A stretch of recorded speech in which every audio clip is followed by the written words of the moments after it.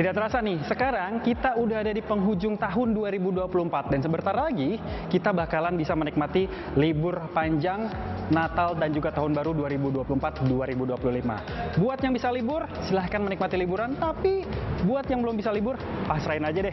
Nah, kali ini saya akan melakukan perjalanan menuju ke daerah Jawa Tengah untuk melihat kesiapan daripada Tol Trans Jawa dalam menghadapi libur Nataru 2024-2025 ini. Karena diprediksi dalam momen libur Nataru kali ini akan ada sekitar 6,6 juta pergerakan ataupun mobilitas kendaraan di Tol Trans Jawa selama periode ini.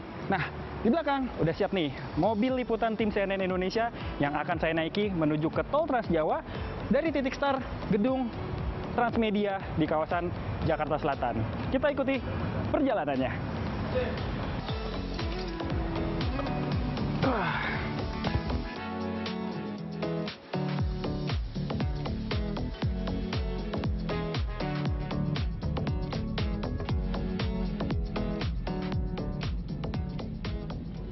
Saat memasuki Jalan Tol Jakarta Cikampek kilometer 10, pengendara bisa memilih untuk menggunakan Jalan Tol Jakarta Cikampek Existing atau Tol Layang Muhammad bin Zaid MBZ.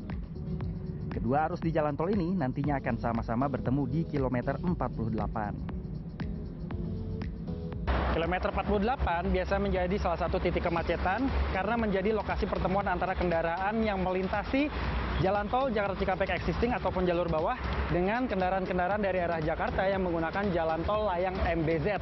Selain itu, kilometer 48 juga biasanya menjadi titik awal ataupun titik mula pemberlakuan sistem kontraflow yang dilakukan oleh pihak Korlantas Polri bersama dengan Jasa Marga.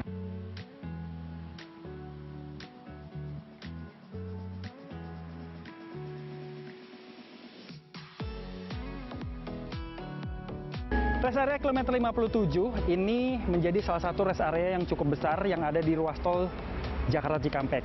Sekaligus ini menjadi rest area pertama yang bisa disinggahi oleh para pengendara dari arah Jakarta yang menggunakan Jalan Tol Layang MBZ. Sehingga tempat ini biasa menjadi rebutan para pengendara yang mungkin ingin istirahat, buat makan, ibadah, ataupun ke toilet. Nah, saking banyak peminatnya, pihak dari pengelola tol rest area kilometer 57 ini pun sudah menyediakan fasilitas lahan parkir yang mencapai lebih kurang bisa menampung 1.200 kendaraan. Nah, yang menariknya, di sini tuh ada banyak tempat toilet yang disebar di beberapa titik, ada masjid utama besar, tempat makan, dan bahkan ada ruang ataupun bilik istirahat yang menggunakan fasilitas AC yang bisa digunakan oleh para pengendara untuk ya setidaknya istirahat sampai fisik kembali bugar. Saya ajak Anda untuk melihat dari dekat ruang istirahat atau hotel di rest area 57 ini yang bertarif Rp30.000 per jam. Tempat istirahat ini berada di lantai 2 kantin yang berlokasi di dekat area SPBU rest area kilometer 57. Kita masuk yuk buat lihat ruangannya seperti apa. Nah, ini ruangannya seperti ini. Ukurannya sih kalau lebar cuma sekitar 1,5 meter aja. Kalau saya lihat ukuran lantainya ya, cuma 1,5 meter aja dan panjangnya sampai ke 3 meteran. Jadi kalau misalnya kita mau istirahat di sini, ya lumayan lah buat merem-merem sedikit doang tuh. Udah tersedia 2 bantal dengan kasur yang juga cukup untuk beristirahat.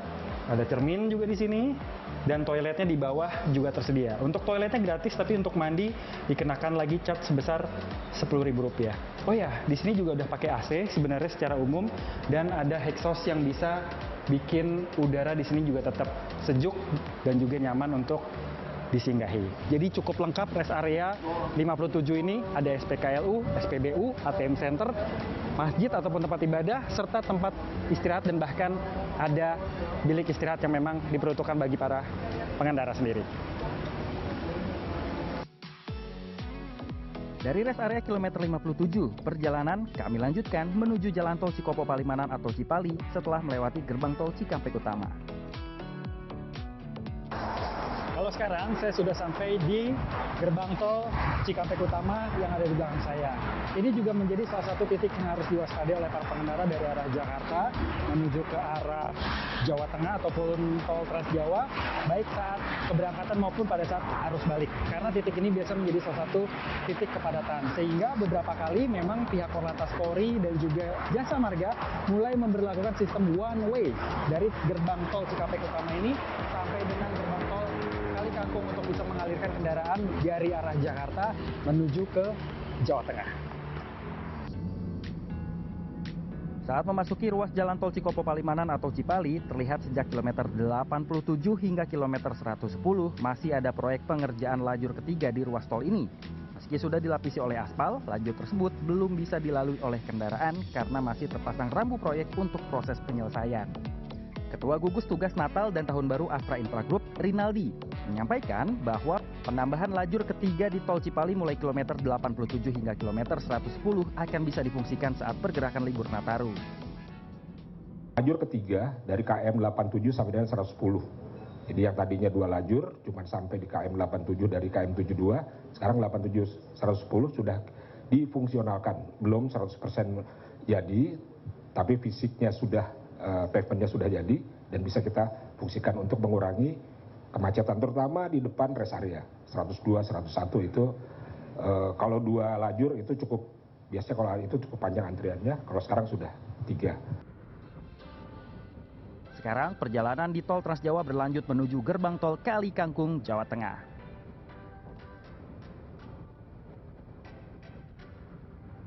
Akhirnya sampai juga saya di gerbang tol Kali Kangkung kilometer 414 Jawa Tengah. Nah, gerbang tol Kali Kangkung ini biasanya kalau lagi momen libur panjang gitu ya, seperti misalnya Idul Fitri ataupun Nataru, biasanya dijadikan sebagai titik akhir dari pemberlakuan rekayasa lalu lintas one way dari arah Jakarta menuju ke tol Trans Jawa di Jawa Tengah. Ya, di titik ini sekarang kondisinya memang masih terlihat normal seperti hari-hari biasanya, hanya saja sudah mulai ada sejumlah persiapan, seperti misalnya sudah ada tenda yang kemungkinan akan dijadikan posko di titik gerbang tol Kali Kangkung ini. Dan saya juga saat ini sedang melihat bahwa ada banyak mobil daripada Jasa Marga dan juga kepolisian yang ada di lokasi ini, dan kabarnya lagi rapat untuk persiapan pergerakan Natal dan juga Tahun Baru 2025.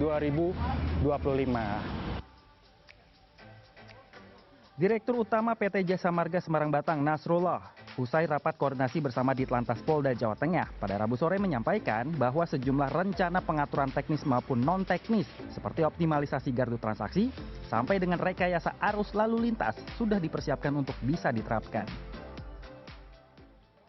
Jadi kalau kami dari PT Jasa Marga Semarang Batang, kita ada 4 aspek yang kita siapkan: layanan transaksi, layanan lalu lintas, layanan preservasi, dan layanan rest area.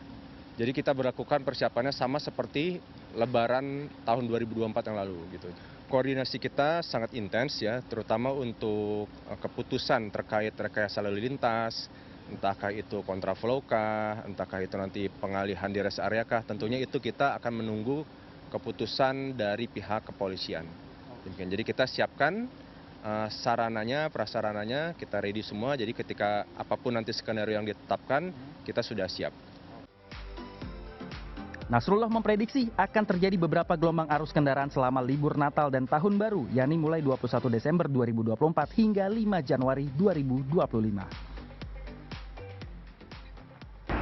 Jadi kesimpulannya, jalan tol Trans Jawa dari titik Jakarta sampai dengan gerbang tol Kali Kangkung yang sudah saya lalui sejauh lebih kurang 414 km ini sudah bisa dikatakan siap untuk digunakan oleh para pengendara saat momen libur panjang Natal dan juga Tahun Baru 2024-2025. Semua hal mulai dari kontur jalan, ketersediaan rambu-rambu dan juga penerangan jalan umum, sampai dengan rest area bisa dikatakan dalam kondisi yang cukup memadai.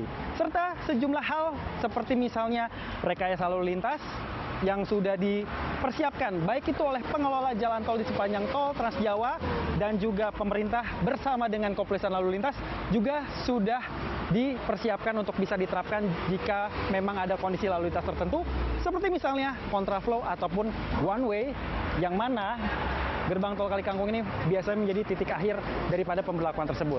Semoga Anda yang sudah merencanakan perjalanan pada saat momen libur Natal dan juga Tahun Baru 2025 ini bisa berjalan lancar, selamat di perjalanan dan menyenangkan. Selamat berlibur, Albi Pratama, Indra Raharja, Jawa Tengah.